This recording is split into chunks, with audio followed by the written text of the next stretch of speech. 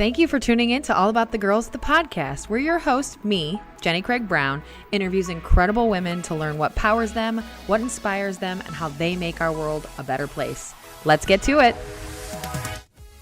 Well, welcome everybody to another episode of All About the Girls. And with us today is Denise Koebcke, President and CEO at The Caring Place. Welcome in. Thanks for joining us. Thanks so much for inviting me. It's always fun talking with you. So. Thank you. Yes, same for you. We've connected. We have 1 million mutual friends, I swear. I see you on Facebook and I'm like, hey, there's Kate. Hey, there's Lisa. Hey, we know all of the same humans. How have we not done this before? I thought the exact same thing. This is such a perfect fit. So thanks for joining us. This is going to be fun.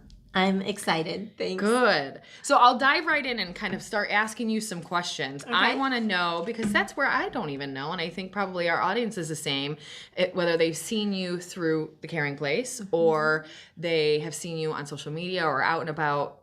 I think everybody knows who you are, so we want to give them a little deeper dive into more about you. So just give us an intro to you. Give us your about you, your elevator about you. Who are you? Tell us a little bit about you, your family, who you are. All right. Well, I am Denise Koebcke, as you said. Koebcke. Perfectly. See, look, I've got this. Yes, Denise Koebcke. I'm the President and CEO of The Caring Place, and it's been about 3 years now that I've been in that role. But many people around the area know me from my education days. Sure. So I started out as an educator, taught language arts at a middle school, and moved into the media center. I have a master's in media and technology. Wow, so, incredible. Yeah. And then I did a lot of consulting. So I dove into bullying prevention, school culture, youth leadership pretty early in my career because my students asked me to, basically. Okay. It was a young lady came into my classroom just crying one day during an advisory period and just started talking about all that mean girl kind of stuff and that relational aggression, that sort of thing. So my students really dragged me into that school culture and bullying prevention. I got connected with the Ophelia Project, Sue Wellman, and then just started doing. So I was teaching, I was doing educational consulting across the U.S. and up into Canada with my team lead programming, and then started volunteering and then working for The Caring Place on the side. So I know you and I have talked about all the things we juggle. On the side, yeah, so meaning I don't know when you sleep. Yeah. So all of those things were going at once, and mostly focused on youth. So the Amanda Forum Youth Dating Violence Prevention Task Force is what I created for The Caring Place initially. So kind of on the side as a consultant. And while doing that, I was getting my master's, went back to school for my master's. My sister and I are first generation college students, actually. Okay. Neither of my parents graduated from high school, actually, back in the day. And I have 2 amazing children who are both adopted. We adopted 2 children, and they are just amazing humans. My son's 24, my daughter's 22. They're gainfully employed. And you did well when. Yeah, gainfully employed and really good humans. Okay. I always say my daughter will be on a philanthropic board somewhere someday. Okay, and how old are they? 24 and 22. Okay, wow. So they're adults and they're in the world and you've done well. Yeah. Job is never done. Job is never done. The job is Worries never done. are never done. No. But they're just amazing humans. I love them so much. That's great. And it sounds like it's interesting to hear, these students brought this to me and then what happened after that? Like it kind of exploded, it sounds like. So what happens, there's, I think, 2 options or 2 roads people can take when that happens, right? There's the maybe disengaged person who teens come to them and say, hey, I'm struggling with this a little bit. And they say, I bet you are. Don't talk to those mean girls or whatever. Or maybe the more type of person that dives headfirst, does somersaults, and comes out doing all of this programming and to try to help that. Yeah. Tell me that path that you took that literally turned into someone kind of venting to you about their struggles as a student into all of these other things that happened surrounding that. Like what happened? What was going through your brain? What was the process that made that happen like that? I've been thinking a lot about my journey, as a human being lately. Yeah. So I've been thinking about that very question. And I think, my mom was just a really strong woman, again, really intelligent, self-educated, Sure. and read everything, and just a very caring human, at a time, and equitable, right? She was very respectful of diversity and inclusion, all of those sorts of things when she was young, at a time when that wasn't necessarily the Right, norm. that was She a grew lot up more in quiet. Chicago. My sister is 10 years older and has been an amazing influence. But I think, education, for me, teachers were so powerful in so many ways. So I think when I chose to go into education, I just naturally mentored younger people because I had had a couple educators who were amazing mentors to me. So You saw those professors or teachers that were like that for you, and so that's how you wanted to be for them. Well, yeah, and I think somebody at one point in my childhood, probably teenage years, I'm sure, asked me that question, that teachers ask kids all the time, what are you going to do with your life? What's your goal? What's your goal? And I remember from a very early age, teenage years, thinking that, well, I just want to leave behind more light than darkness in the world, and that has really, and I know that came early as a teenager, and that has really been my mission my entire life. If you look at my career and, everything I've done, I just want to leave behind more light than dark. There's a lot of dark in the world, but just little, such small things like talking to those teenagers and taking them seriously and taking that challenge seriously, because they literally, Jenny, looked at me and said, Mrs. K, there must be something you can do about this. And I looked back at them and thought, I have no idea. But you can't say that to them, about right. this. And so I said, okay, I'll do some research. Okay. And then from there, you asked what happened from there. I found the Ophelia Project, because the book Reviving Ophelia. Yeah, I was going to say, touch on this a little big. bit. You've mentioned it to me, but I don't know a ton about it, and so I'm guessing others don't either. So if you've never heard of that, what is that? It's based on a book, it sounds like, and then... It was a book called Reviving Ophelia, which talked about young women and girls and relationships and kind of the whole mean girl thing and all of that sort of thing, and how to empower women and how we get past those, those sort of aggressive relationships among women and that sort of thing. So I looked that up because that book had been part of my education, college education. Right? Sure. It was the only thing I could think of that was related like the thing you to knew. what she has been talking about.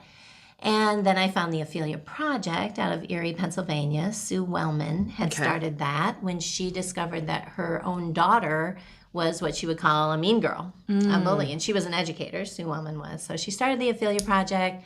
I reached out to them and brought them to, raised money.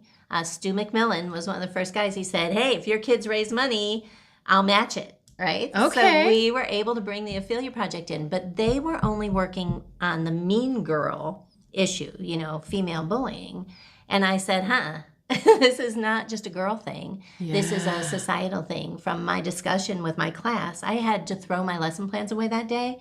And my whole class, we talked about aggression. The boys apologized for it was just an amazing experience. And so not just the mean girl, but just those relationships in high school, in school in general, as adolescents. And this was middle school. And it's not just a girl issue. You can't attack any of these issues without talking to every being in the mix, right? Yeah, because where is all this stemming from? And a lot of that mean girl stems from that one boy, and then all of that kind of drama behind it. And it is a little bit of everybody. We're all angsty teenagers. It's kind of who we are, and how do we know that, work past it, work through it, maybe most importantly, Yeah, so I insisted that they come in and do the training. We created a mentor program, all that sort of thing, but I said it has to be guys and girls because they have to work through this together. It's all interrelated, right? Yes, and the more we can educate one another on the opposite sex and how they think and how different that is from you, that's amazing. Yeah. Such a needed thing. So that's where we went. I was the sponsor of student council at that point. So I said, okay, you guys want me to do something. Here's an option. How are we going to do it? And just started this leadership with the youth. And so these were 7th graders. And we brought in money and Stu matched it. And we brought in the Ophelia Project and trained our first group of high school mentors, males and females, and went from there, so. Wow, that's really incredible. And it's so interesting to see, but it sounds like this is based on who you are. I mean, similarly, like I said, there's the professor or the teacher that says, yeah, I understand, and it is a problem. I don't know how to help you. But you really turned it around and had these kids involved at a whole new level. Do you have any, and this is very off the cuff, so apologies if you don't have to have one right now, but do you have any stories of an outcome from that work that you want to share? Just that student who really flipped their learning, or the mean girl who really flipped their attitude, or a gentleman that said, I've been doing this all wrong. Is there something that you remember from that you can share? Yeah, Jenny, so many. So many. I'll tell you a couple. Okay, one from the middle school, one from the high school. Perfect. And you talked about gentlemen, so I'll tell you two guy stories. There are a ton of female stories too, but at the high school, we had a couple male mentors who were awesome, and I always had a lead team as well. So, it's really about youth leadership, right? It's leadership development. So I had two young men. They were both on the soccer team, I think. They were seniors in high school and came to me. So we would recruit new mentors every year, and then I'd have a lead team, a lead crew who would train the new mentors. So we would train like 250 kids, you know, and I'd have a lead crew of about, anywhere from 30 to 50 upperclassmen who would work with it. So I had two of those lead crew come to me and say, hey, we've got this kid applying to be in lead. He's a sophomore, and we really need him. And here's the story. So they had been mentoring younger kids on their team and things, and they noticed this young man who they were just really worried about him. He seemed depressed and kind of a loner, and didn't have a big support network, that sort of thing. And they checked in on him one day, and they were so concerned they literally picked him up, carried him to guidance, and sat with him and said, "Look, buddy, we'll sit with you, but you got to talk to somebody." And they saved his life. Literally saved his life that day. He joined lead and was one of our best mentors. Sophomore, junior, senior year, became lead crew, starting soccer team player, and all of that sort of thing. So that was one that I'll really never forget. And then one at the middle school level, we also created an 8th grade group, leadership group, and there was a young man who wanted to join that 8th grade group, and he was hard to guard. Okay, he was hard to guard. He was always in trouble. And, I looked at it as hey, it's a win-win. If we get a kid who wants to be a leader, let's give him an opportunity 100%. Because it's like a behavior contract, right? Yes. To be a leader, you have to do these things, right? So it's a win-win for everybody. Hold him accountable, and he can help and the others. Teachers can too, right? Yeah. So we let him join, and teachers were like, kid, I'm not so sure, right? So we let him join. And I had a teacher come to me after school one day, and she's like, all right, I've got to talk to you about, we'll call him Fred. Okay? Sure. Got to talk to you about Fred. And I'm thinking, oh, no, we're going to have to kick him out. What did he do? Oh, no. It's like, okay. And she said, all right, so he did this today. It's disrespectful. And she said, I had him last year. I had him this year, 2 years in a row. And he did this. And I said, oh, well, and she's like, no. I don't want you to kick him out, because let me tell you this. Last year, he would never have apologized. He was just awful. This year, he came to me after class and he said, we'll say Jones, Mrs. Jones, I'm so sorry. I didn't mean to, say that. I'm so sorry. I'm working on it. Please, don't kick me out of Team Peace. I want to be a leader. Accountability. That is so incredible. And she said, so whatever you're doing, it's great. The progress for him, he never would have been that self-aware last year or committed to anything to do that. So I don't want you to kick him out. I just want you to talk to him. Oh my And he actually made it most of the school year, I have to say. Okay. Yeah, so it was really and just exciting. That little learning experience for them. They're going to take that, even if it's the whole school year, 98%, 50%, they're going to take that with them. Yeah. And they're going to learn that opportunity. From that. And that, exactly. Lead. That's incredible. So let's move forward. So you do all of this work. You're even teaching this, it sounds like. So this consulting business is all about taking this almost on the road and teaching other schools. Tell me a little bit about that and how far you reached up into Canada even. It sounds like. I have I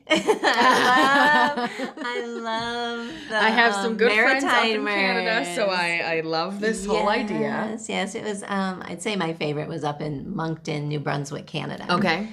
Worked with them multiple years, and sort of my alter ego up there, Michelle McPherson, up in Moncton, New Brunswick, Canada. And so we worked with Stan Davis, who's Schools Where Everyone Belongs and Youth Voice Project. And, just lots of people. We had a collegial group working on school culture and bullying prevention, that sort of thing. So I worked with the kids up there in New Brunswick and in Moncton. And I'll never forget them because one of the trainings I did up there, they were so excited. They ran and bought this canoe, literally a wooden canoe that was about this big, filled with maple syrup and all the Canadian yummies, right? And all wrapped up. Gosh. And I was flying out that same day, after the training, I was flying out that night. So I'm carrying this canoe full of through, the airport, Moncton Airport, and had to get it through Toronto and, all this stuff. It's like, oh my gosh, I thought they were going to take it away from me. You're like, I'm never getting this home. There's no way. I got the canoe home. Oh my gosh, I love it so much. Like, it's a gift. I really need this. I really need this. The kids would be so sad. If I didn't have this canoe. They need, exactly.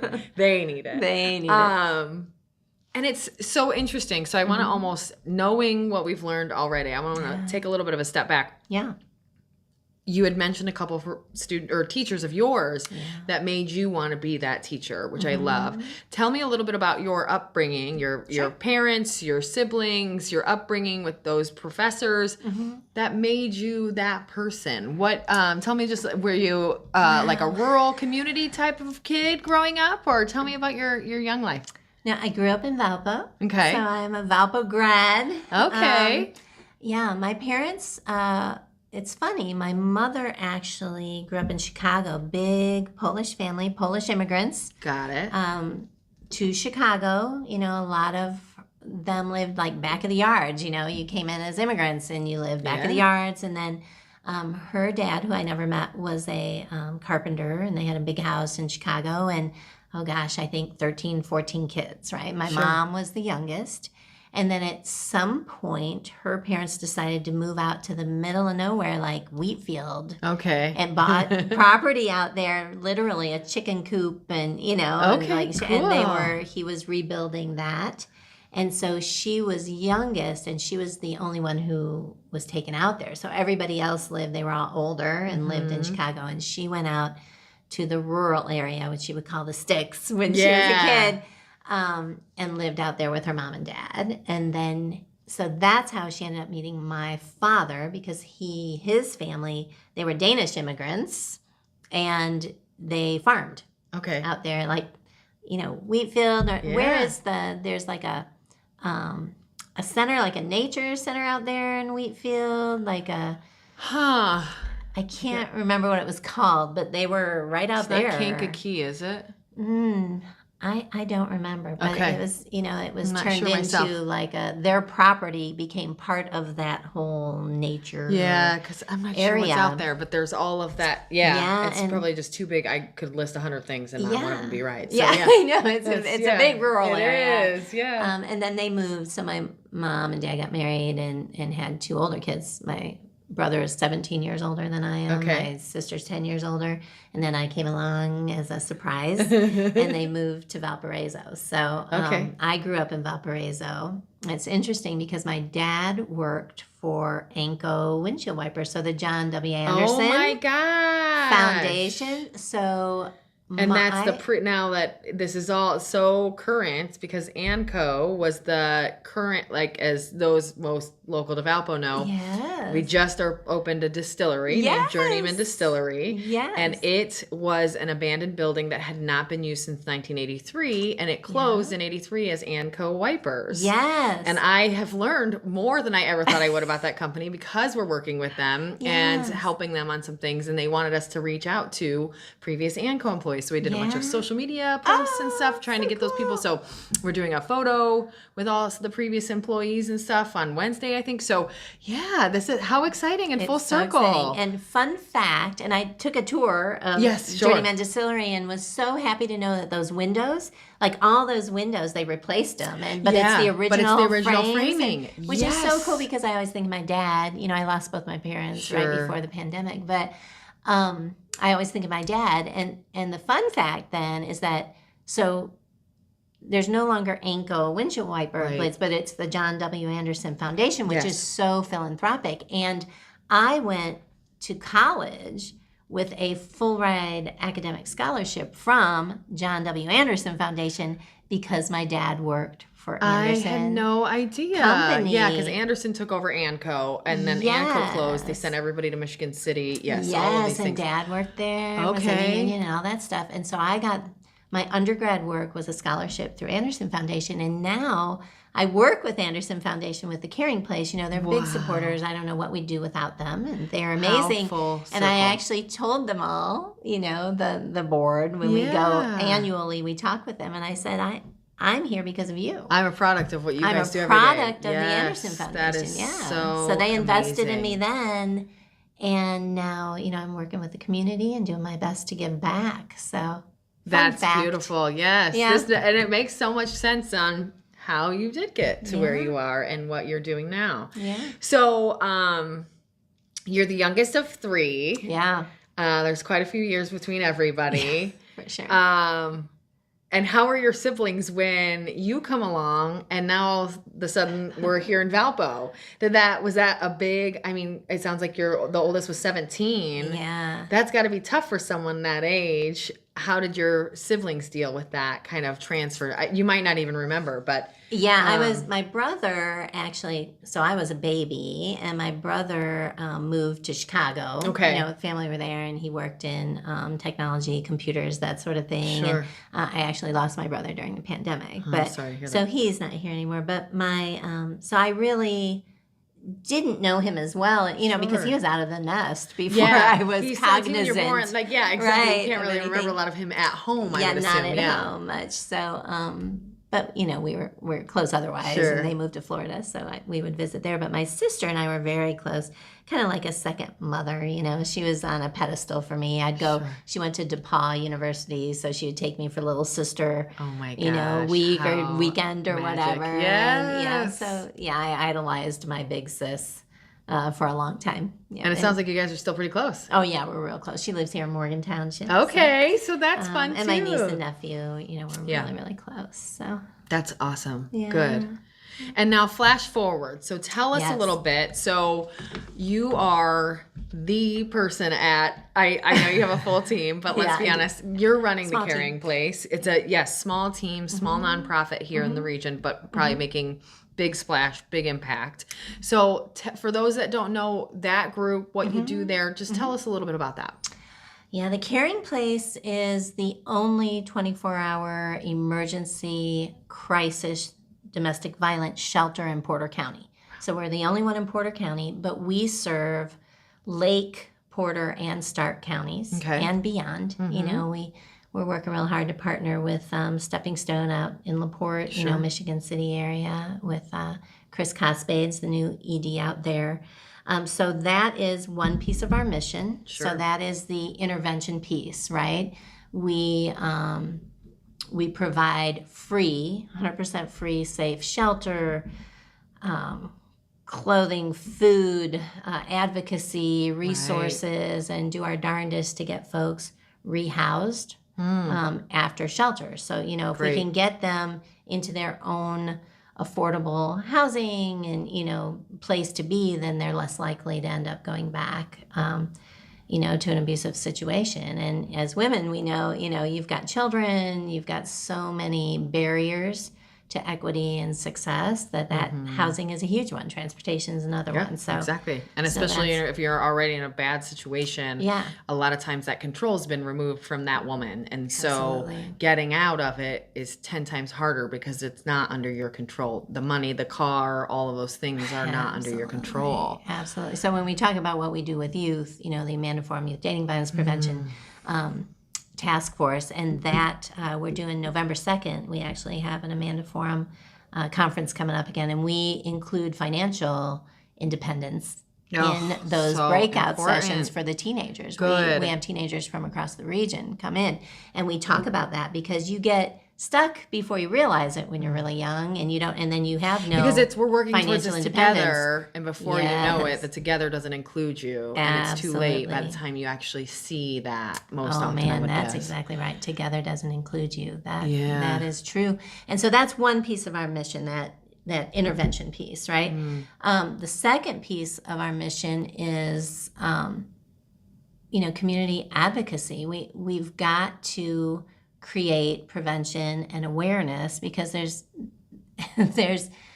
just a tiny percentage of people experiencing domestic violence ever reach out for shelter or would ever go into shelter, and there already aren't enough beds across the region for folks and families, so we've got to get upstream, and so we're working really hard on community advocacy and education and awareness, and just partnerships to help people learn more early on. So we have a lot of focus on youth prevention awareness with the Amanda Forum, Right.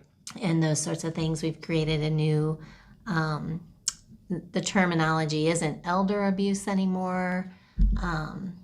They're saying older person or vulnerable populations, but it runs the gamut. Domestic violence runs the gamut of all socioeconomic status, demographics, gender identities, the works, right? So we're really doing our best to zero in on populations that need us and get our people out there with our Let's Start Talking campaign. You can't have an impact on a social issue. And again, it's a social issue. It's a societal issue. It's not a women's issue. Oh, It's men and women. Yes, it's everybody. And we can't solve it if people are afraid to seek help. And people won't seek help if there's stigma attached to domestic violence. And, we need everybody to seek help.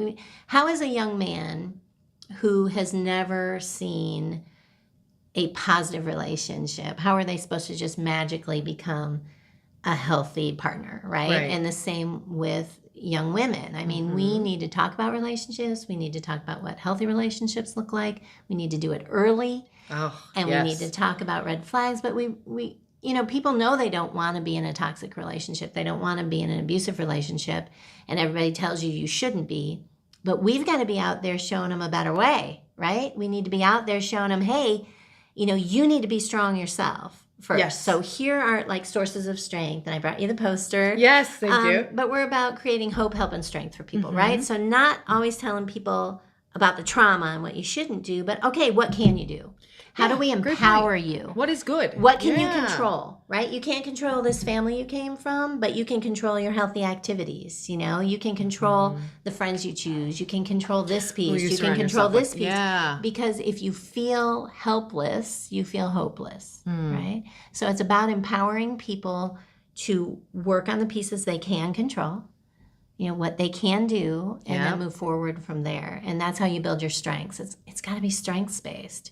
Yeah, you've got to work with your strengths. Working with the negatives or trying so often to focus on the negatives to work around them. Yes. Then your confidence isn't there, and all of the strength that you're going to need to do all of those things is just not there because you're so focused on what you're not doing right or what's not going well. Exactly. And it's just that's super smart that you guys take that stance because you got to flip that script sometimes and really change their point of view where they've been down or being put down for so long, they don't know the other side anymore. And lose their sense of their strengths, right? So it's like, where do I have some control? What can I do? And we use art and we use the Sources of Strength wheel. There are 8 protective factors that are proven. Those 8 protective factors, if you can work on those, and none of us have all 8 of them. I'm certain. Going on, we're lucky some weeks to have one, And can you, I don't know, 2. same thing off the top of your head, can you list them? I can, oh boy, pop quiz. I know, okay. sorry. I can list a bunch of them. I should maybe get all of them. So family connections. And for our folks, a lot of times that's a huge weakness, right? That's not one we want to focus on because they don't feel like they have any power there.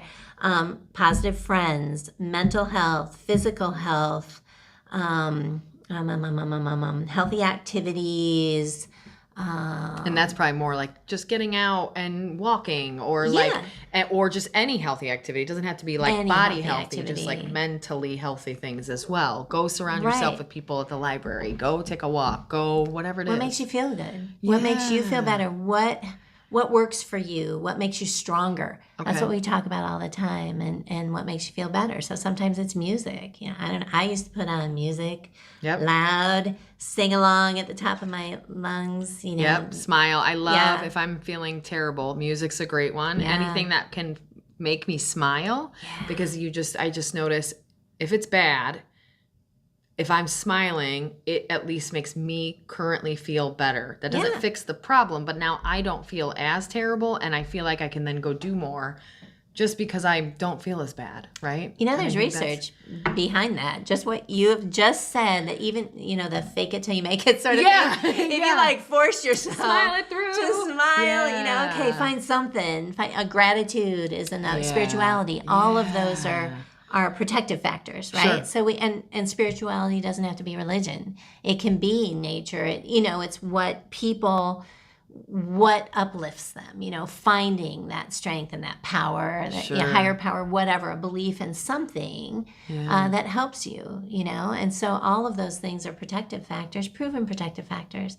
And really the research shows that, people have trauma, and we need to deal with our trauma. Mm-hmm. But that combination of what you focus on should be like maybe 10% trauma story, 10% dealing with that, 90%, 80% what do I do? The strength story, right? Got it. How'd you survive that? Yeah. Right? How did you survive that? How did you get, just what you do, how did you get where you are now? Yeah. And what made you stronger, right? So important. And if we can flip the script, you feel empowered immediately thinking about that. Yep. And you have to practice it, because for a lot of folks who've been in really traumatic situations, that won't come naturally. To think of, I don't know why I survived. I'm just here. Yeah. And I think generally as a population, we're so hard on ourselves. I think especially as women, but I think every human I know is really hard on themselves. Yeah. And so that's hard for almost everyone, and especially if you've been pushed down and pushed down and pushed down even more from an external source or another person, that's just really, it's got to be so hard to come out of. And so I can imagine that's a really important thing to focus on and flipping, because it is just, I don't know. We think about it on the more privileged, superficial level. If you feel fat today, I was complaining to my husband the other day, I just feel fat today. Well, and he's got a great perspective for me as his wife of, look where you came from, right? You're healthier, and you've been bigger. You've been way less healthier or broken, or your body's not working, or you've been sick. You are so healthy right now. Candidly, who cares? But sometimes you need that perspective change to help you move past it. And it's hard to do on your own, I think, a lot of times. It's so hard. And it's hard to do in this culture. Yes. I used to run a group just for girls, right? And we would talk about the media and the airbrushing and the images of women that women are supposed to idolize, or you're supposed to look like that, and you're supposed to be like that. And I have to say, we talk about the current culture and so many challenges in our culture right now, but if you really pay attention, there are so many more equitably proportioned models and things out there now. There really is a push for authenticity and highlighting women of all different sizes and shapes and, all of those things. And that is huge. That's different than when I was a teenager. I don't remember that. It was Barbie lifestyle, right? Absolutely. Like you're the Barbie, or and if you don't look like that, all of those things. And so for women, you talked a little bit about how juggling multiple things. Yeah. And I think we always have, by virtue of being the primary, giving birth to children and taking care of babies. And so you learn, if you want to have a career, you have to juggle that. And you also have to do the laundry, and you have to, and keep your friendships, because you'll go insane if you don't. So you nurture you mentally how need to that. but then you're supposed Right. to do this, Right. and you want to do this, and you're supposed to try to Exactly. figure out as a woman how to balance all of that. Yes. And it's really, really tough. It is. It Because you're is. fulfilling your expectations and everyone else's at the same Right. time, and that's just not necessarily fair or realistic. I think that's the biggest My issue. generation, oh my goodness. Gosh, you know, I just feel like growing been up, that's difficult. how it was. My mom Yeah. has, I've talked about this on the podcast before, I think. Yeah. My mom has, my whole life was my mom working anywhere from part-time to full-time. A lot of it was full-time while handling us 3 kids, while getting us all the stuff we need and the groceries and the laundry and the house cleaning. And it was all her. And, you know, my dad's a nice, supportive man, don't get me wrong, but it was just that generation, that was the expectation. Yeah. He goes to work. And if you want to work, great, that's helpful for the family. But these things are still expected. Still yours. And to this day, my mom is retired. And she still gets up every day and makes my dad's coffee and his lunch. And it's just, it's so ingrained in that generation that that's what we saw growing up, I think. Yeah. Yeah, it is. And it's just, you know, it's interesting culturally just to see those shifts, you know, and how men are, men can make those choices now too, which is pretty cool. You know, men can choose to be the primary caregiver at home. You know, we have some staff members who, you know, some men who work part-time because they are, their wife or, you know, partner has the full-time They're career, the more stay-at-home and parent, they if you are, will. Yeah. Yeah, and doing multiple things. And I think, you know, equity goes both ways, right? Men need to be able to also show that side and great be point. able to do multiple things. And, you know, I think in our society right now, just trying to find that middle ground where everyone's respected for, you know, what they can do and offer. And there's just a lot of pressure on both sides now. I think there's a lot of anxiety across the board with everything everyone has to handle always, whether it's your professional life and relationships and, you know, how do you juggle all this? Yeah. And it's hard. I think women have been doing that a lot longer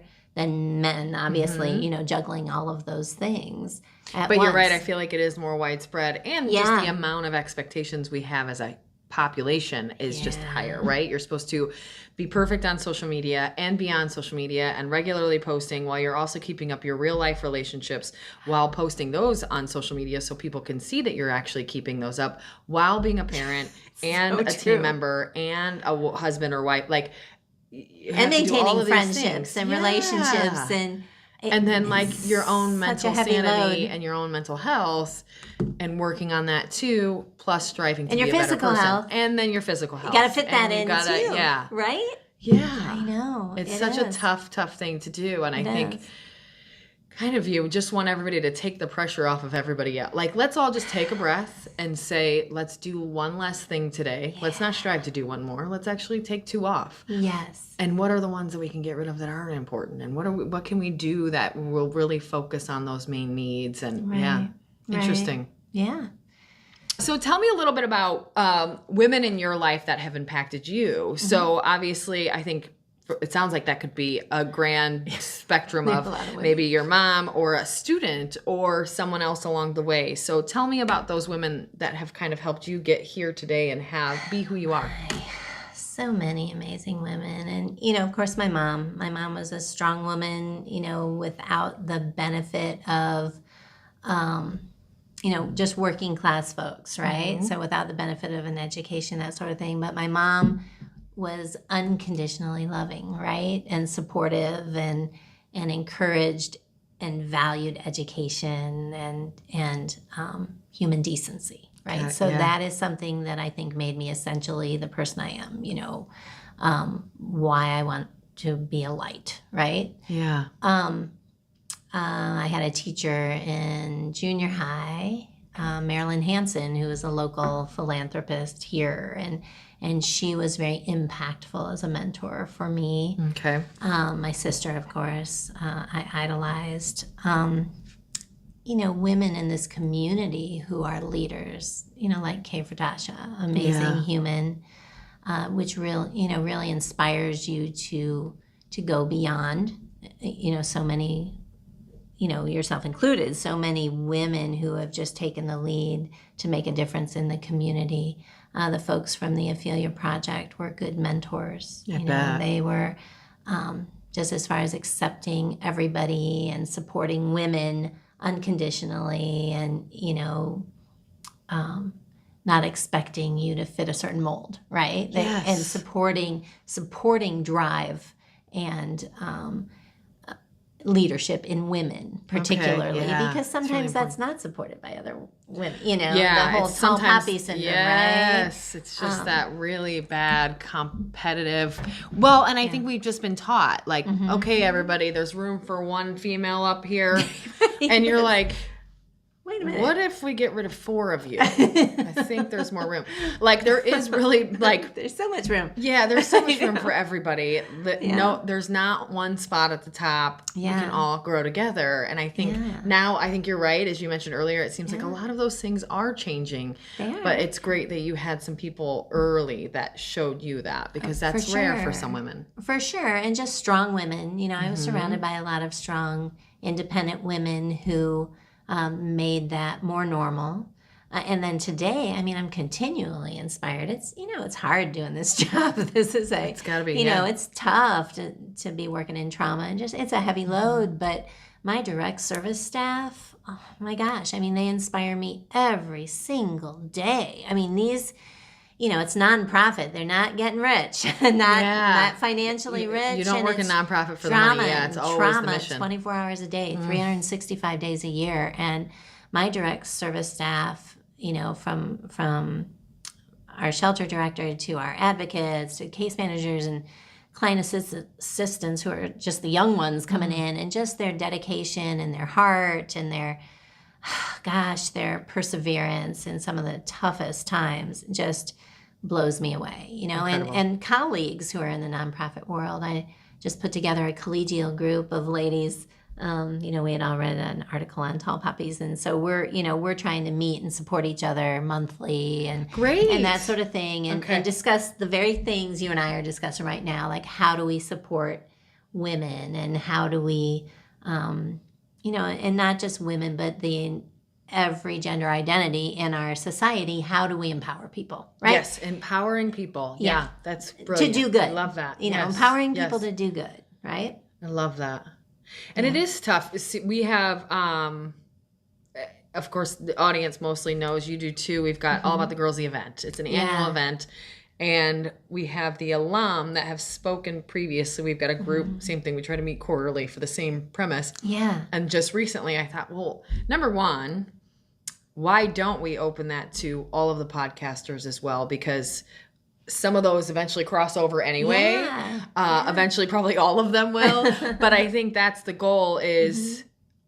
it doesn't matter to me at all if you were on the podcast or you're a speaker, honestly. And then let's invite all of them. And then let's invite all of them to bring a friend, because that network can never be too big. There's no such thing. No. And we're all really busy. So we might not always get that chance to connect with one another, but it's so important when we can, because we need to make that space for that fellowship and that group setting for those women.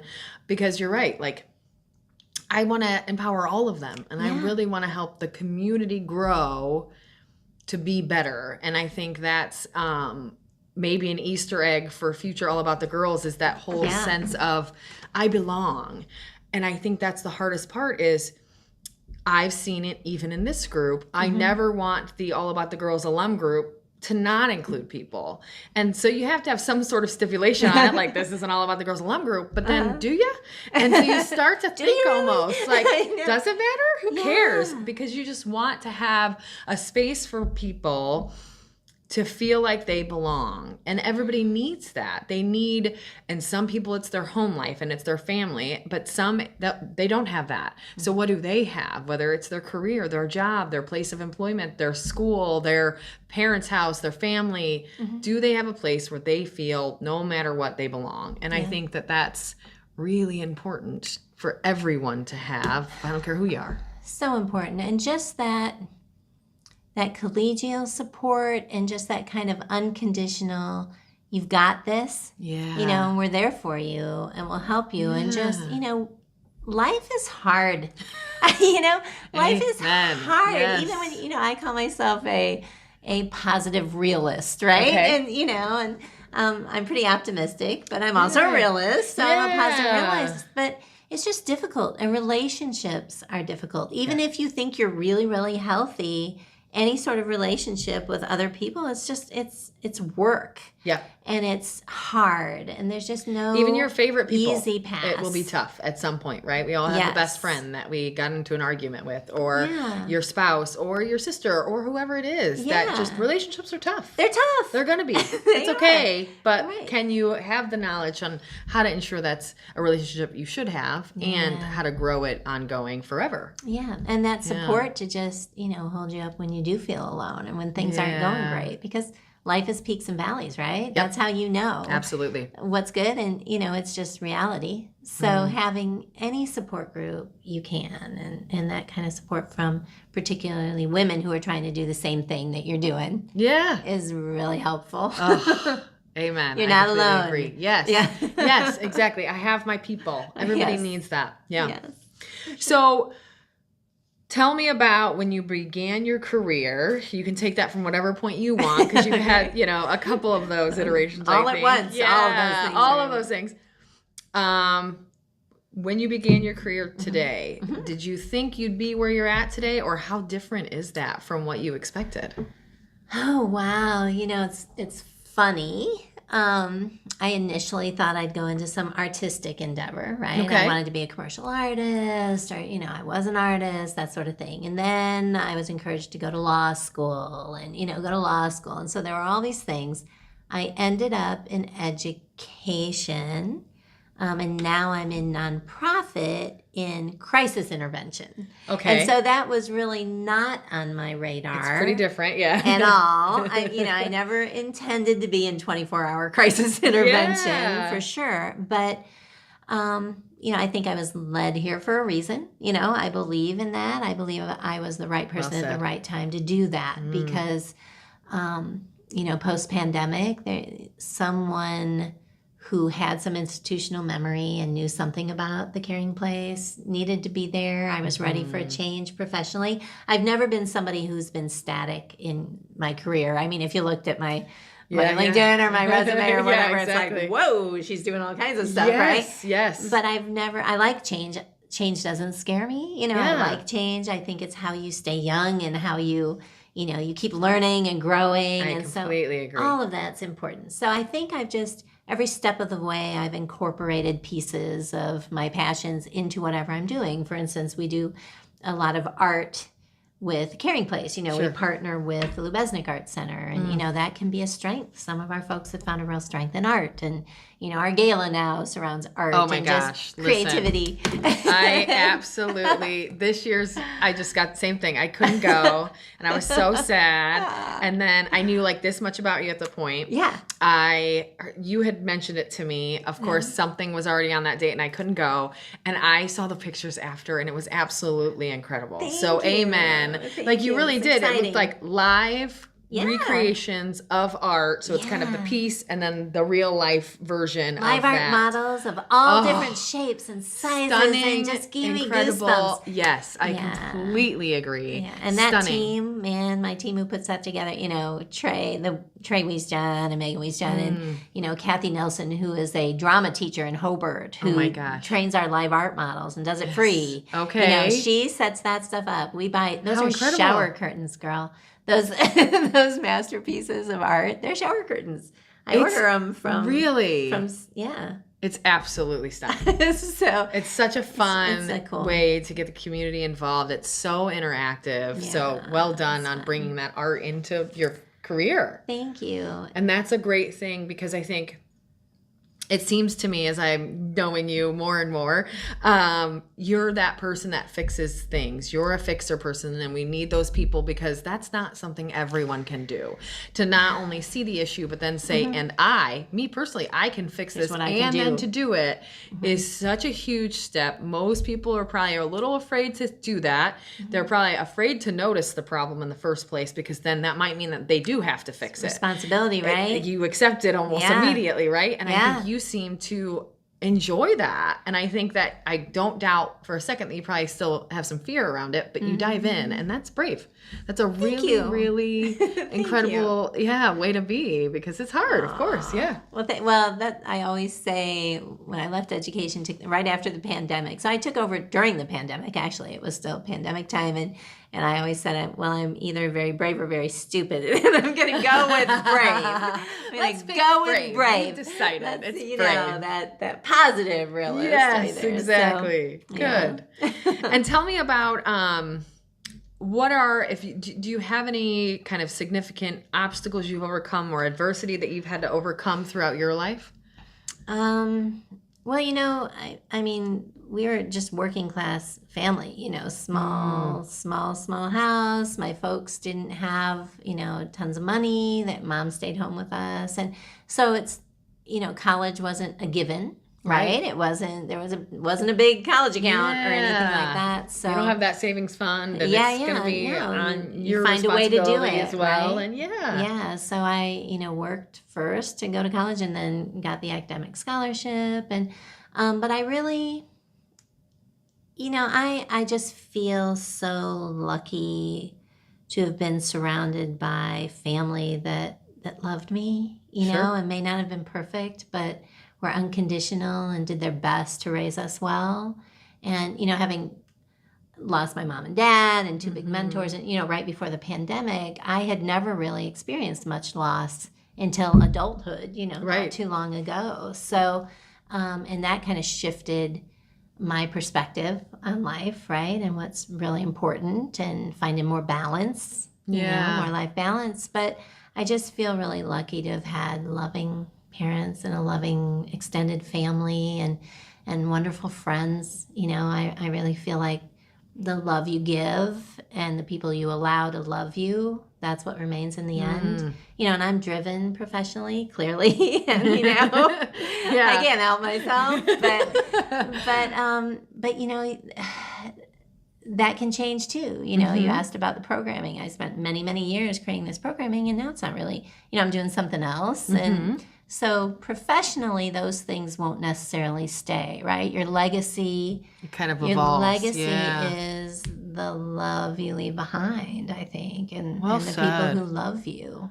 I completely agree. Well, and they always, the old adage, if you will, about, on your deathbed, you're never going to wish you worked more. And I think you're never going to wish you did that thing more or had bought more shoes or whatever that is. And I think that's why, that's really what you're thinking of on your last days on earth. It's much more based around those people that are there for you, and those people that have been there for you, and those people that you've impacted as well along the way, and how you can, I think you can, leave all of this stuff in your will, and it's just stuff. But the impact you've created for humans, it will last forever and generations down the line, because hopefully my niece tells her kids how I impacted her life, and I want that to go on forever. And I think that's exactly that. It's who you love and how you let people love you that stays much longer than anything or money or anything else. Agreed. Yeah. Agreed. You are fantastic. So, so are you. Tell us, and you've maybe alluded a little bit. So, work-life relationship. I don't believe in a balance. I don't think there ever is a balance. It's really what works for you, right? Right. So, what does that look like for you? How does your work-life relationship look, and how do you make that work best for you and your kind of sanity and mental health? Well. Or maybe the answer is you don't. That's okay too. Well, I am working on that for sure. Good. I am working on that. It is it's more difficult in this role than it was when I was in education. Finding that relationship that works best for you. Yeah. It's tricky. Coming from the world of education where I had summers off, it was a lot easier to relax at certain times. It forces you to have a moment for you. It forces you. Yeah, it forces you to regroup. And I think that's been one of my biggest challenges, is that I'm used to that. I was used to having that reset over the summer, some time to really reset. And I haven't really had that for 3 years, because you're where 24 you're hours at a now. day. It's 24, 365 all the time. There's always someone that needs you and help. Yeah. And I think that's tough. Yeah. And you've got to create some boundaries for yourself along the way. Right. And creating a great team has helped. We had to rebuild, obviously, post-pandemic. And I love them. They try not to call me for, they try not to drag me into the weeds very much. Yeah.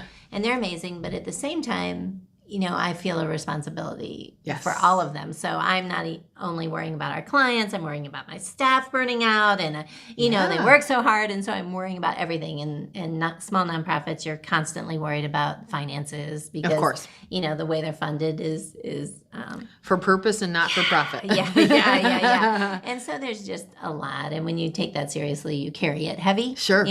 But I've really over the last year or so.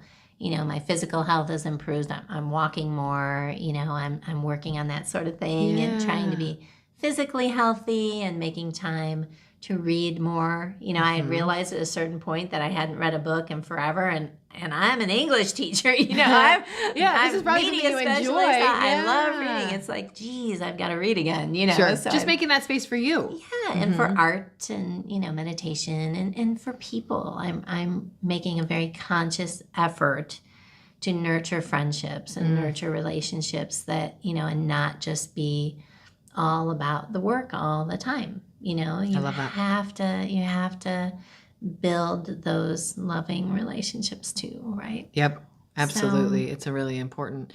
And I think that's really good. You mentioned kind of the walking and things like that. I'm the same. Yeah. I love it so much. It's something I've done probably over the last year or maybe even 2. That's my lunch break most often. Yeah. Even in the cold in the winter, I've got like bundle up in my car all winter long, and I could just go, and I have different spots. Like I'll go downtown. If I need some shade and some pretty, I'll go downtown Valpo and walk around the neighborhoods right there. That's really pretty. If I need some alone time, I'll just go out there's a neighborhood out by Strax that I'll walk at. Like I just jump around dependent on kind of what I need that day. Yeah.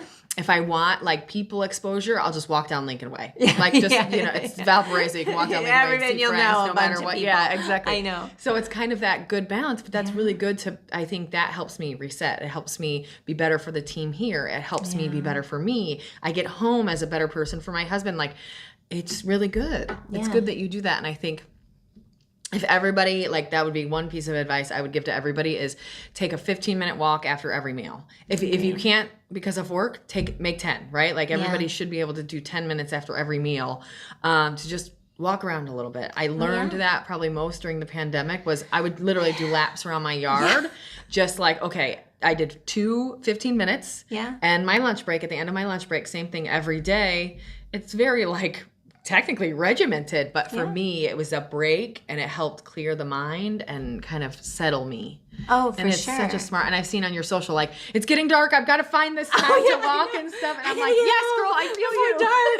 Before dark, because it's not safe. And then people worry about me. So it's like, okay, I'm just walking around the apartment complex. 100%. And nobody knows because I have a wacky schedule. So it's not like it's a common schedule. But it is. And even at work, I'm trying to do some walking meetings. Yes. Right? Oh my gosh. I walking love this. meetings. Tell me more. Let's do it. How is that going? Because I want to do this. I've done my it a couple team thinks times. I'm insane fully. So how go, girl. Did you just good. say, hey, let's do that and take a Yep, walk? let's walk. We're going to have a walking meeting. Okay. And we created on our... You need to come on Friday. If you can come for I breakfast, cannot. You'll see that. No, I'm so sad. This keeps not working for me. Jenny, okay, you can have a private tour anytime. Okay. I told my team, I'm like, listen, we've got to get her in here because I can't seem to get over there, especially in all the good times. I know. So I know I was so sad about that. Yes. That's so okay. We'll have good. another one of those. But you can have a private tour. A walking tour. tour is a great one. Yes, and we have we just did the dedication for the Debbie Rounds Memorial Garden. So that was one of the big goals was to build that memorial garden on our campus. And so it's been so rewarding because clients use it, kids are out there, clients use it. So you've got this space that everybody can use. In the garden, and there's concrete, so I'll watch my staff members come from one building And instead of taking the shortest route, the old route, they'll meander through the garden. It's like, yes, wellness, right? Yes, wellness. And so we do that, and we're in a great location, so there are more places you can walk. And yeah, you can probably just head out down the street a little bit, but yeah. Exactly, yeah. So I think anywhere you can get that in, any of that healthy stuff, you got to just go for it. That's fantastic. It's a fast-paced world, right? Yep. Take time for yourself. Yes. I completely agree. Oh, I forgot. I had another one for you, but it just left my brain.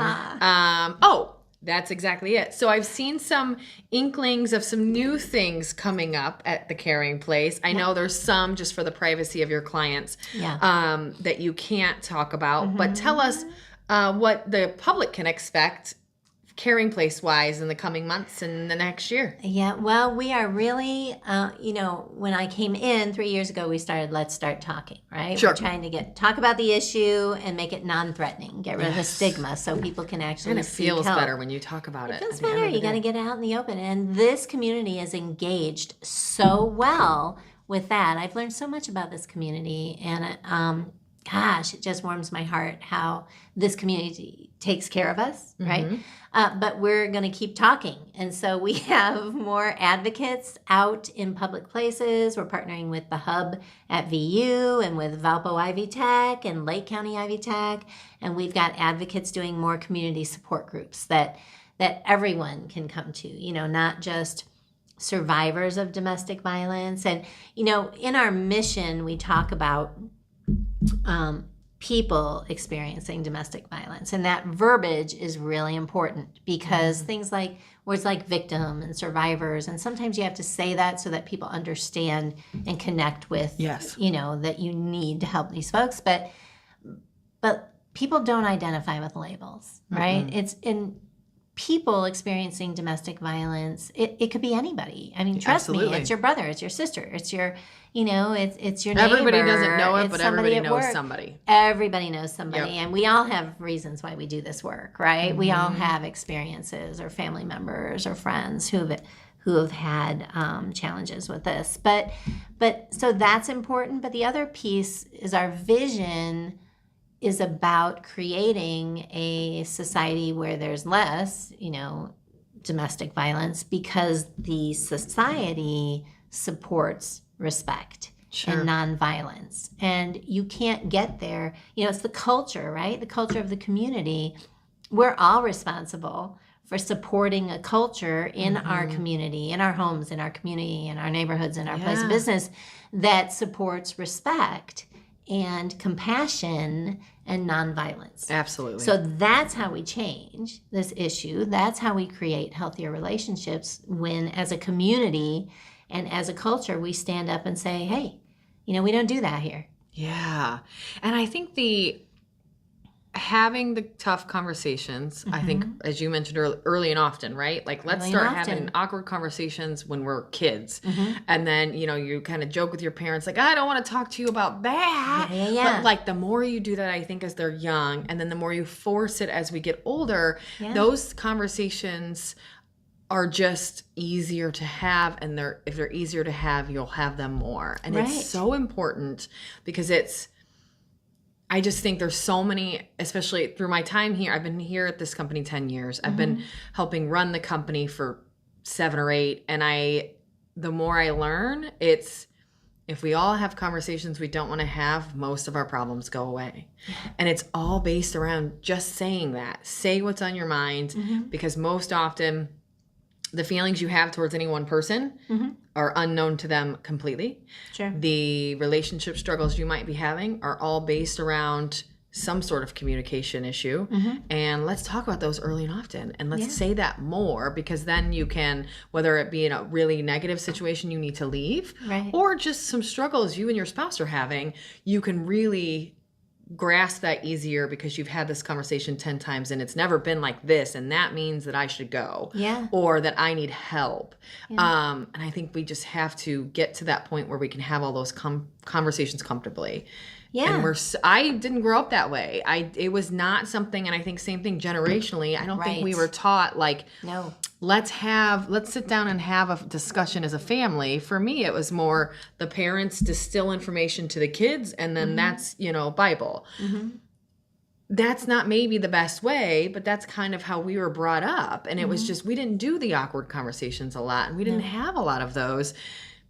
I think that was just my parents doing the best they could because they didn't either, right? And we really need to have those conversations and be open with the people that we're closest to in our lives and have the uncomfortable.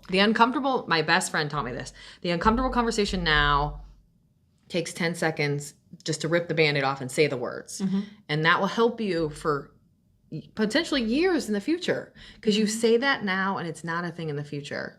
You kill it. It's just done. You have the conversation. And so I think it's just so important to communicate more and often and about more things and more out loud and all of those things. It's really, really important.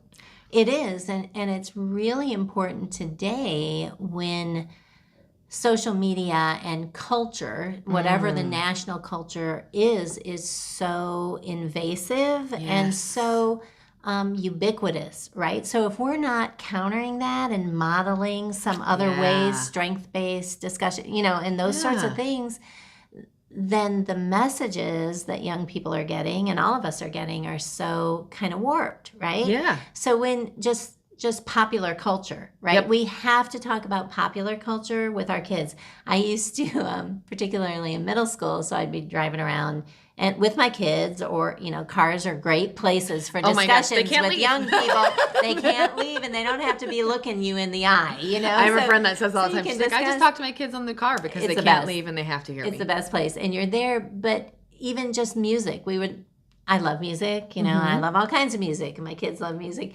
And we would be listening to music in the car and their stations or whatever. And I'd say, okay, all right, I really like the beat of this. I like the beat of this, but the lyrics, I don't like the lyrics. And here's why. Why here's that's demeaning to women. Yes. Or this is, And so what do you guys think about it? And I got away with that for a really long time. Very interesting. That's and good. they would talk about it. Yeah. It's like, I know, Mom. And then we would get to a point where a song would come on and they were thinking. Right? And that's all you want. You want people to think. You don't want them to just go along with whatever it is. Yeah. You want kids to think. And so they would bring it up. It's like, oh, Mom, I love this song. Okay, Mom, this is a great song. Don't listen to the lyrics. I know you're going to hate this, and here's why. And these lyrics are bad. Right. Yes, exactly. So, I don't like that. So then they started critically thinking. Yeah. Right? And thinking what they agree with, what they don't agree with. And so those developing messages. An opinion of all their own. Right. And just not taking those cultural messages, because behavior reflects culture anywhere you are. And that's why it's so important to create healthy cultures in schools and healthy cultures in groups, because human beings will revert to whatever the cultural norm is. Absolutely. And so we have to shift the norms. Yeah. We have to deliberately and mindfully shift the norms if we want to create positive change. I absolutely love that because and you see it. And I think you're right. You said groups. It's so general, but that's true. That could be a work group. That could be a friend group. That could be a family. It could be any group. But I think, and I've seen it here a lot. Just, we always say through our seasons, right? Like seasons of life. Yeah. We've had tons of great humans that have worked here. This one, no offense to any previous, is one of my favorites. And the reason why I think is that we have had years where we get the team together and it's tensious and no one's doing anything wrong, but it's tensious and you can feel it. And I think that was some of those norms in place were put in place by people that maybe didn't have the position to do so. Yeah. And they were controlling that conversation too much and they weren't letting other people in. And so it creates that tension. Yeah. And now I think we have a really incredible group of people who, some of those leaders within there really push that communication and have really open communication a lot with a lot of people. And that's hard to do, but the change that it creates within a company like this is night and day. And I think that could be for everywhere, right? That could be your family or your best friend group or whatever it is. And it's really important to know and see that. And it's just, for me, it just feels so great to just see so many great people here grow so much, be full potential, and just be an incredible part of the team. Yeah. But I think for anybody, if that's your family, like that's a good feeling when they feel tight and they feel positive and they have that communication there. So yeah, I think you're right. Early, often. Say it again. Yeah. It's just so important. So well done. Let's keep talking. Keep talking about the hard stuff. Yes. Have the conversations. Force it on them. My nieces, I have 4 nieces and a nephew. And my nieces range, they all range in age from less than 1 year to 18. Oh, awesome. So it is amazing. I literally have every demographic of youth. They're so amazing. Yeah. And it is scary because I've been concerned of my nieces getting bullied. I've been concerned, same with my nephew. I've been concerned with them being the bully, right? You mentioned early on, the Ophelia Project is all based on someone finding out their kid is a mean girl. Right? Like I have had that concern as well. And so I think you see that full spectrum because I do have so many in so many different age groups where you're like, oh my gosh, is she a mean girl at school? Is she being bullied? What are they going to grow into? And you see it and it's scary. It is. And so you want the best for them. And so I'm so annoying, but I have them, I try to be the cool aunt, which I am a lot of the time, which works for me well. The aunt is always cooler than the mom, let me tell you. And so they talk to me, I think, about a lot of things, but also I can come in as the aunt superhero, I'm so cool, that will then be like, so tell me about school, and then I'll dive into some of it. So hopefully they'll talk to me too. Yes. And the whole goal is I want you to have someone, if it's not your mom or dad, that you can talk to openly and honestly. That's going to probably give me an ulcer one day, but I will take it if you have someone that you can do that with. That's actually, research shows that the biggest protective factor for teenagers is having someone older and outside the immediate family as a mentor. Okay. I mean, that research is pretty sound. So Yeah, that's we were kids once. We didn't want to talk to our parents about anything. They didn't understand. You need somebody, and it's important to find those positive relationships that, they don't have to love you because they're not your mom or dad. Right. Right? And you need mentors, and that's why, mentor programs are great. I love that. Yeah. All right, on to the air quotes hard part of this interview. No. The buzzer. The buzzer comes. Okay. So I will tell you as well. I know you've listened to at least some of the episodes, right? Yeah, and I have, of course. These are new quick response questions. Oh, geez. So we change these every 6 months or so. Thanks, Jenny. And here are the new ones. So, and I'm excited. I had some help with these from not just me. So I'm going to dive right in here. Quick response questions. If you're new to the episode, you have 5 seconds to answer or you get buzzed. The buzzer, everyone knows it. It's loud. So first up, if you had to change your name, what would you change it to? Back to my maiden name, Lauridsen. Okay, I like that. Yes. What is your Hogwarts house?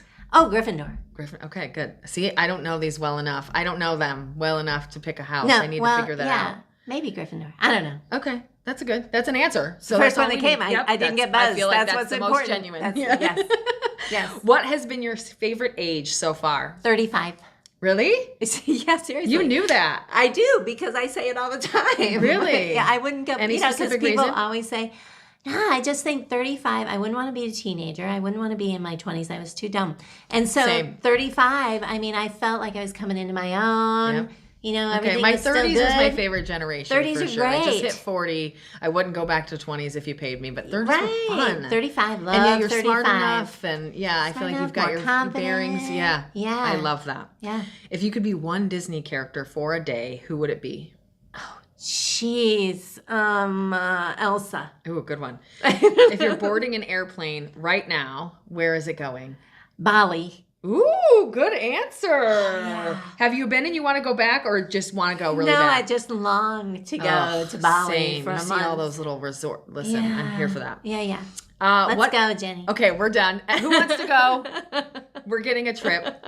We'll have a female empowerment Bali trip. Yeah, let's charter a plane. Let's just we'll charter a plane. Yeah, I know a guy who flies. Hey, Stu, can you? Somebody's got to. Doug's the one who flies. Okay, we got to fly. Awesome. He's taking us. Yeah. It's for free, I hear, so it's fine. He's like, what did you sign me up for, Denise? Okay, I'll tell him. We're going to Bali. What is your favorite article of clothing that you own? Oh man, I like my new jeans. I've got some good jeans are hard to love. They are. Jeans are hard to love. You either never want to put them on again or you love them. Exactly. I love my new jeans. Oh, I love that. I love your shirt that you have on today. Oh, thanks. Yeah, that's cute. Anything chiffon, I'm in for. Like the little sheer. Love it. Breakfast food or dessert? My favorite? Mm-hmm. Oh, wait, either one? Yeah. Which one did you choose? Dessert. Tropical vacation or mountains? Tropical. Are you usually early, late, or right on time? Early. Good. Do you prefer to give gifts or receive them? Give them. Love that. Mm-hmm. What is your least favorite chore to do around the house? Cleaning the refrigerator. Okay. Ooh, that's a good one. Yeah. For some reason, anything that has to do with a floor, vacuuming, sweeping, mopping, they're all on the top of the list. I've got the little robot vacuum. It only works okay, but it's okay. It's better than me ignoring it, so it works. Right? Yeah. It's a compromise. Exactly. You got Herbie the vacuum. Yeah. If you had free tickets to any concert, who would it be for? Oh, geez. The first word that came to mind was Prince, but he's dead. So yes. Oh my gosh, that would be incredible. Yeah, that would be. Does that count as an answer? I think that you can. Yeah, it's to any concert. Yeah, that's okay. Fleetwood Mac together again, but I saw them for the Rumors tour. Fantastic. Did you? I saw Prince, Purple Rain too. Shut up! Right? Oh my gosh, I love that. I saw Stevie Nicks, but I've never seen Fleetwood. She is absolutely the Rumors tour. I literally can't. I have goosebumps. That would be. I love her so much. I love them. It's fantastic. What is one thing you need to sleep? A fan, a weighted blanket, etc. I need my soother thing on my phone that kind of makes like a white noise sort of thing. Okay. Drown out other stuff. Yep, just turn you off a little bit. Sound, something like that. Okay. Mm-hmm. Do you prefer watching shows by week or binging all at once? More a binger. You're a binger? Yeah. But I pace myself because I don't like to watch them all at once because then it's gone. You're like right in the middle there. You're like, I can't go week by week. I need a solid couple, but I can't do all 10 at once. Exactly. Me too. I like to string it out a little bit, but I don't like to have to wait. Yes. I like to be able to watch it when I want to watch it. And get to which says something about me, I'm sure. It might say something about control. I'm not sure. It might say something about control. But listen, because I want to pick the stopping point when I feel like it's a good stopping point. And if that's in the middle of episode 4, let it be there. Me too. I want to pick. Me too. You don't tell me what to do, I do. Yeah, you don't tell me what to do. Yes, exactly. Do you cannonball or toe dip into a cold pool? I don't cannonball because that would hurt, but I do jump in. Yeah, you're like dive right in. I don't have patience for toe dipping. It's like just get it over with. I want to be you. I'm like the girl that my best friend is the toe dipper. I can't do this. Why are we doing this? I'm like whoosh, but I don't cannonball because I'm not that graceful or gymnastic. Fair. Yeah. I get it. What is your go-to karaoke song? Oh, jeez. Oh no. Oh, you're going to stump me. I don't know. I don't really do karaoke. Yeah, I got that was a good one because I had to think about mine too. But I don't karaoke a lot. Yeah, me so neither. I've karaokeed, I think, twice in my life. And I think both times was B-52's Love Shack. That's a great one. It was good. There's just too many songs. I couldn't pick there's so one. many. See, I understand. Yeah. Only one. That's not the bad. way to stump me. Ask me for a song. There we go. Pick. I know, because then my brain goes too crazy too fast. Or a band. Yeah, I can't pick. What mythical creature could you believe is real? A unicorn. Love that. Yeah. That's the best answer, I think. Nice. What is one lighthearted hill you would die on? A lighthearted hill I would die on? I would die on dark chocolate is healthy for you. I love that. Right there with wine. Yeah. Wine and dark chocolate. That's a They're hill. good for us. Yes. The soul body and mind. So many ways. So Superfoods. Yes. Superfoods. That's a great one. Yeah, out that hill. See, you did it. One buzz. Woohoo! And I feel like there might be a couple more questions. I don't know if they counted, when we switched them up. Like I said, got help. So I don't know. That was a lot. That was quite long a few quiz. lists. Yeah, it was a long list, and you made it. You did not go easy on me. Yeah. One buzz. One buzz. You did so good. On karaoke. This is why I don't karaoke. See, that's exactly it. It's just I could never choose a song. It'd take That's me what all you can night tell to people choose from the now song. on is I just don't karaoke because I can't choose a song. I can't choose a song. Sorry. I'll watch you though. I'll cheer for you, even if you're terrible. I'll cheer. Yeah. I will be the biggest cheerleader over here in my chair. Best one. I love that. So anything, I always like to ask, number one, how do people connect with you and your company? And number two, is there anything we didn't touch on that you want to bring up today? Oh gosh, I think I had something profound about that, but the karaoke just threw me.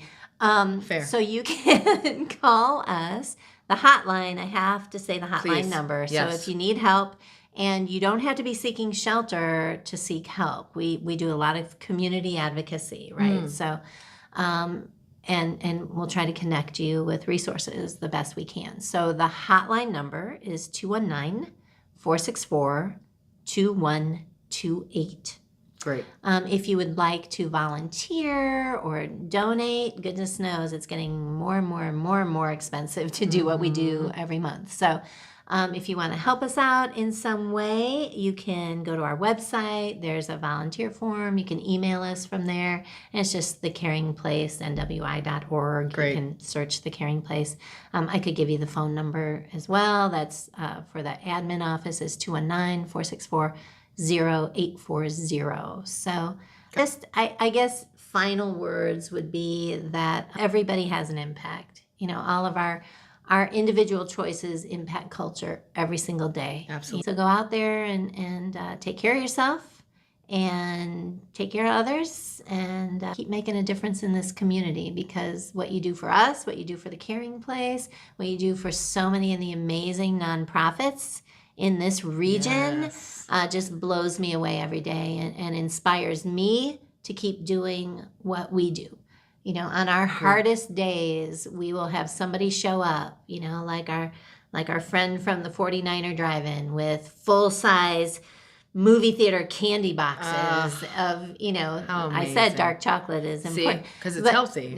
Snow caps. But every day when we're having just a really rough day, there are times where we've had to fly people out of state. And there are times where, there are just things. It's tough what we do. And every week we get some surprise from some community member or corporation or somebody's trying to help. And that's what keeps us doing this work. Amazing. That and the mission. And you make our mission happen with the support. So awesome. Well, thank you, Denise. You are a gem. I agree. Thanks. Please, everybody, connect with the Caring Place. Help these folks and donate where you can, volunteer where you can, be an advocate, a mentor to others. And connect with her. You are such a bright light. So make sure, connect with them, do what you guys can to help, and we'll be back for another episode next month. Thanks a ton. I appreciate you. Thanks for having me. Thanks for inviting me. It's been fun. Even though I got buzzed.